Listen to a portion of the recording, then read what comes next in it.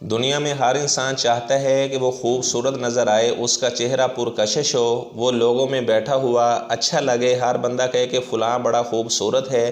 اگر آپ خوبصورت چہرے والے انسان بننا چاہتے ہیں، اپنے دل کو خوبصورت بنا لیں، آپ کا چہرہ اللہ تعالیٰ خوبصورت بنا دے گا۔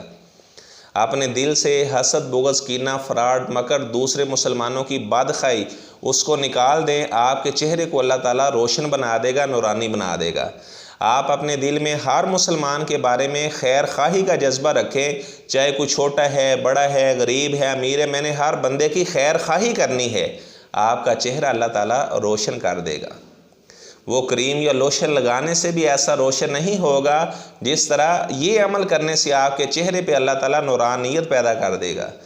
آپ صلی اللہ علیہ وسلم نے ایک صحابی کو فرمایا، حضرت انس بن مالک رضی اللہ تعالیٰ عنہ کو، بیٹا ان تصبح و تمسی ولیس فی قلبک غش لاحد، بیٹا صبح کرنا، شام کرنا، آپ کے دل میں کسی مسلمان بھائی کے بارے میں حسد، بغض، کینہ نہیں ہونا چاہیے۔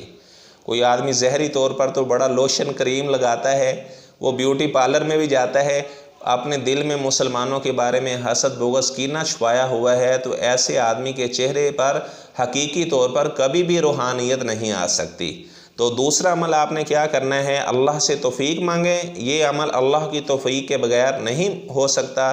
تہجد کی نماز کا اہتمام کریں، آپ کے چہرے کو اللہ تعالیٰ پر رونق بنا دے گا، خوبصورت بنا دے گا۔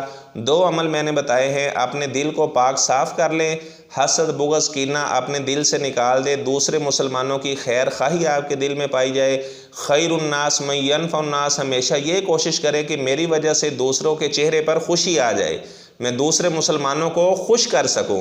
دوسری بات آپ نے کیا کرنی ہے، تہجد کی نماز کا اہتمام کرنا ہے۔ یہ عمل کریں، انشاءاللہ آپ کے چہرے کو اللہ تعالیٰ خوبصورت بنا دے گا۔